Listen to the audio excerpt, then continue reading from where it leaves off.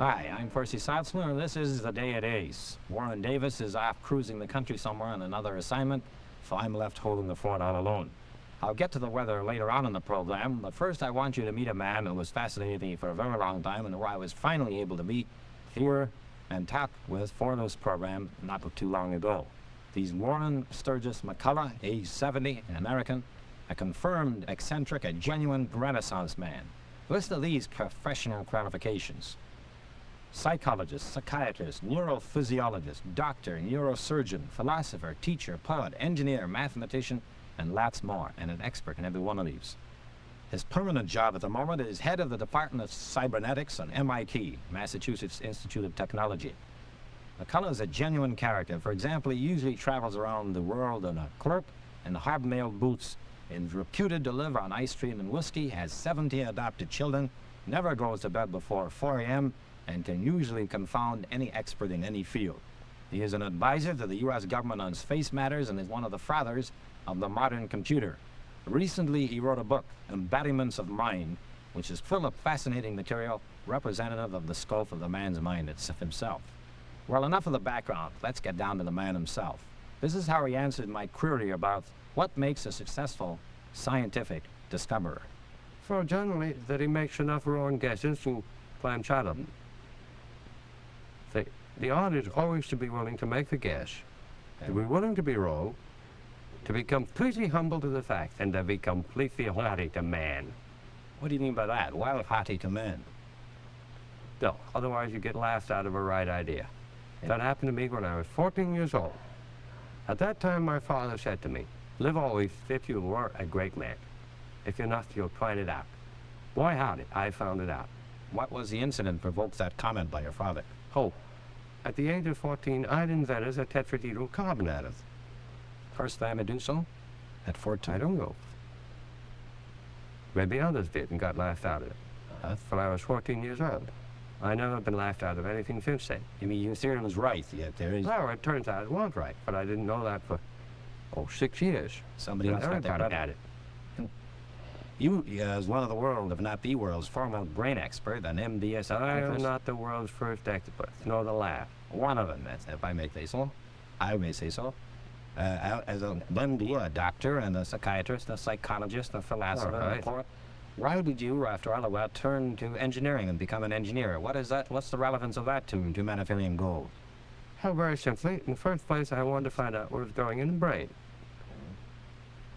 I'm using that in the old sense. Clark Maxwell had one question always: what is the goal of it? And when you answered him, then he asked me, what's the particular goal of it? So if you're going to find these things out, you got to get in there and you got to make measurements. So you've got to have at your disposal the physical tools necessary. Okay? Mm-hmm. An engineer is a man who has to deliver the goods. And that's what I wanted my instruments to do. So I had to learn how to make my measurements. Do you think that there is such a thing as an elitism of brains? I'm sorry, yes. That people have special qualities that set them apart from others? They certainly do. No two of us are alike. I'm thoroughly convinced that some of us are endowed with certain things learned before we are born, at the time we conceive. Other than us just don't have it. There'd be absolutely no chance of my being a good musician. What part does training play in here? One would assume that you'd be a better musician with training than without. I don't know. I can keep time. But as far as carrying a tune is concerned, heaven help me. So a person you say then is hobbled or crippled even prior to birth? Hobbled or crippled or endowed. Wrong with fully born. Now you have a higher IQ. No, I do not. I have a happy, normal sort of an IQ, about 140. Well, how come then you've achieved all the things you have? World eminence in your chosen fields, hundreds of scientific papers, known around the world? I suppose because I was so neurotic, I can't go to sleep of a night because ideas trouble me. They just stay with me and they bother me. Okay? What do you mean neurotic? You mean nervous? I'm sick. Nah. I mean, in my nervous system, something is going on which won't let me sleep till I get a problem solved. It wakes me up. But this must be the mark of genius. Most people don't have that sort of thing unless they're worried about some practical problem in life, let's say. Hung up? Are you hung up? I'm hung up on theoretical problems. Uh-huh. I'd love to know the theory of notch. It took me 40 years to learn to count a pine cone, for heaven's sake. But I never let go of those things. They just keep churning. Then they churn in my sleep, they churn while I'm waking. Do you do your best work while you're asleep? Very often. Very often I wake up with an answer. It may be wrong, but I wake up with an answer. Wells, if the people who might have a higher IQ than Warren McCulloch haven't achieved what Warren McCulloch's done. Just because you were able to think in your sleep? No, just because I'm so hot and bothered about problems, I just keep on thinking about them. Other people, I suppose, lose interest, quit, stop worrying, whereas my brain goes right on worrying about these things. It always has. That's the perspiration part of inspiration, is it, that you're referring to? Yes. Would you advocate a world ruled by scientists and by the super brains? No. Why not? So scientists are absolutely unfit to be rulers. Scientists are not interested in controlling other people. They're interested in finding out how the world really works. Look, I'm not even able to run a gang of 20 people. I've had 50 under me. So, to run the world, no. No scientist is fit for that. We're fit for discovering how the world works. We're not fit for telling other people what to do. From Bertrand Russell's description of work, it confines. One is moving matter from point to point. The other is telling other people to do it. Now, for scientists, it's fit to move matter from point to point. Find out how it works. But he's not fit to tell other people how to do it. Does this mean scientists should not engage in politics? They may, as other than scientists, as ordinary responsible citizens, sure, but not as scientists. That certainly is not the business of science. The atomic scientists have swung a fair amount of weight in the councils of the world, and particularly your country, the United States, right? I'm sorry. Every time they do it wrong. Dr. McCulloch, do you think that the human being would have a brain if he weren't able to speak? That there is such a thing as a cerebration without the power of speech? Yes, I'm quite sure of it. You did an experiment with me in which I had to hold my tongue and That's right. try to think by counting, and it turned out I couldn't do so, at least not as well as Not I thought. immediately. That's right. So go back Again and further. again, one uses his motoric apparatus, using his brain to put these paths in motion. Some people think chiefly with their tongue, some think very largely with their fingers. Many mathematicians, if you watch them, for doing this with their fingers. Is the reverse true, too, that the right way to teach children is to allow them to move? Oh, yes. No question. You mean sit still and fast is a very bad instruction? Right. Well, I think most of our mass media have this curse. You put up a picture, and the fellow is glued to the picture, and there he sits looking at the picture. He can't do a blessed thing about it. So what will you advocate? Very Reading a little book? gets in. Yeah, but you read a book, you're glued to a picture. It's in print on a page. Yeah, well, that's a clumsy way of getting things across. We do it, but it's clumsy. After all, even then we have our eye movements. Well, what's a better way to teach youngsters? Well, it depends on the age. You start out with a beginning. The main thing is to keep them verbal. A child is moving around and moving things with his hands. He's forming ideas. He learns to read fast, he learns to write fast, he learns arithmetic fast, you name it. And this goes back to the peripatetic school where the early philosophers talked and argued while walking. It was where they Being it's not so peripatetic. Yeah, you get around quite a bit. No, I mean it. I stand at my desk to write. And between sentences, I walk up and down. There's a big difference between the brain of a woman as an average and a man as an average. Well, there ought to be. Difference. There ought to be. Because there's a difference in body volume, body surface, and so on.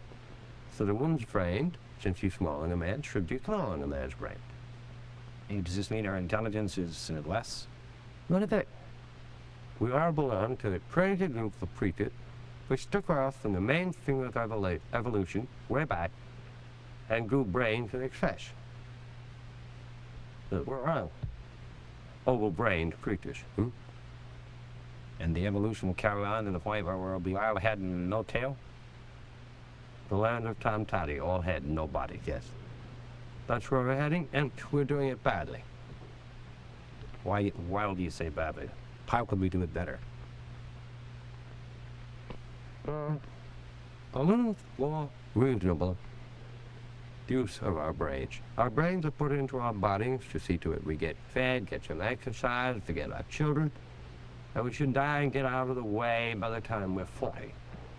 And we go on to ages like mine, 70. You got holes in your head, all through it, where cells have died. And Any literally holes in your head? sure, places where there used to be neurons that aren't anymore. How many holes have you got in your head?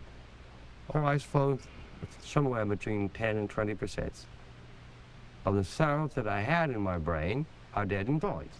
How Just a little scar there. How fast are you losing your marbles then?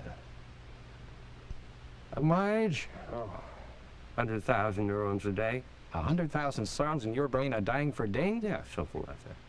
It sounds incredible. How many do you got to start with? Well, the old figure used to be 10 to the 10th. 10 to the Now number? 10 to the 12th.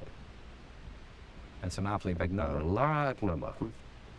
If we didn't count the little ones in the old days. So how come people like, say, Bernard Shaw, Da Vinci, or numbers of others were bright until their 90s? And they Well, couldn't why have, not? they couldn't have lasted.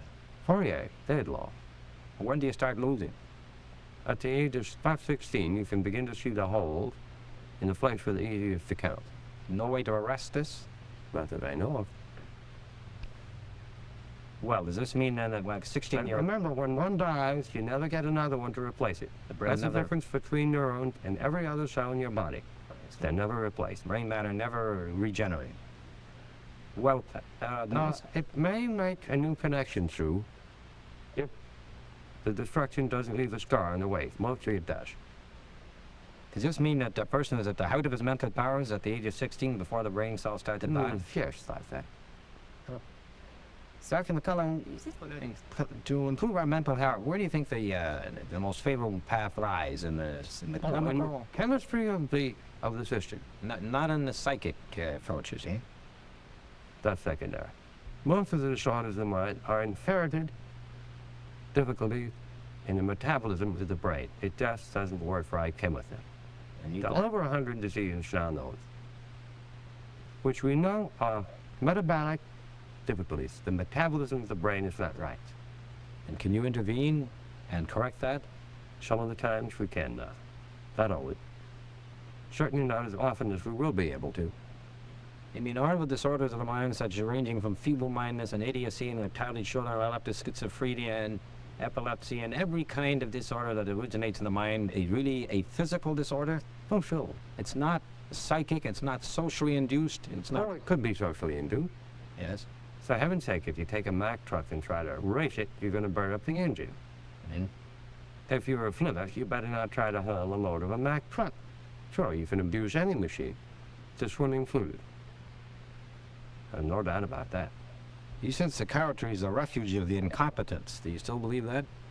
95% of the psychiatrists in the United States come out of the lowest third of the class in medical school. I said 9 out of 10. The Rockefeller records worth 95 out of every 100. But you were a psychiatrist. Oh, yes. I sure am. And yet you're knocking the profession. No. I'm knocking the thresholds. Do you think it'd be possible to cure senility? Syndrome? Yeah. Once a cell is dead and gone, you're not going to grow a new one. You mean it's never going to be possible to stave out death? Oh, that could be. But who wants to end up a grasshopper? I don't want to live forever. Why not? You could keep your faculties? That you can't do. I couldn't even keep my teeth. Do you think we'll make a machine to equal the brain, the human mind?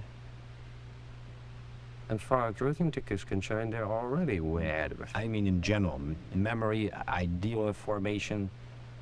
a soul, so to speak. You know, when the first the machines came out, everybody thought that they did in fact. I'm sorry, let's leave the soul out. All right. Well, do you think that the computer will approximate the human mind in our respects? Computer machines think with a language which is number. Everything else we transfer into number to make them work. Okay? They're lousy when it comes to perception. They don't have any underlying natural language the way we do, that we share with the animal. But when you want to make them part object, develop a model of the world around the show, you find out they're not the right device. Okay? If you want them to play chess, all right. Our chess playing program at MIT is already a #2 chess player. In another year, I think it'll be a #1. It will not be a master at the end of another year. But it's 6 years old. Yes. Then in 6 years, it's all from nothing. It's come up to being a #1 chess. No human being can do that. So I expect them to go well ahead on these kind of powers because we can reduce these things to numbers. You didn't? Look, I'll never be able to write a piece of poetry like Warren McCulloch can. For what? Can't reduce poetry to number, I would assume. They can produce very nice music. I see no reason why. If we learn enough about our own mother tongue to let them go right, but they can't do it. At the present time, as far as languages are concerned, we can handle the languages which are produced for programming.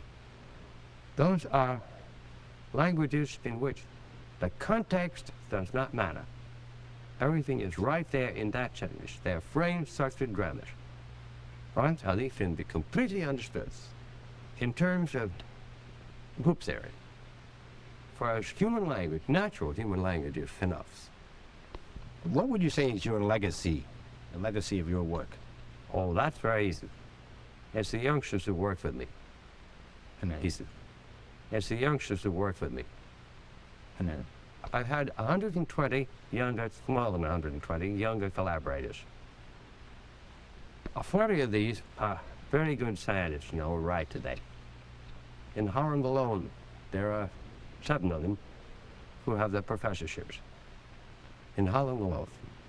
so it's not your papers and your books and the works by which you will be known, eh? So people you leave behind you. It's the youngsters. This is the way you stave off death.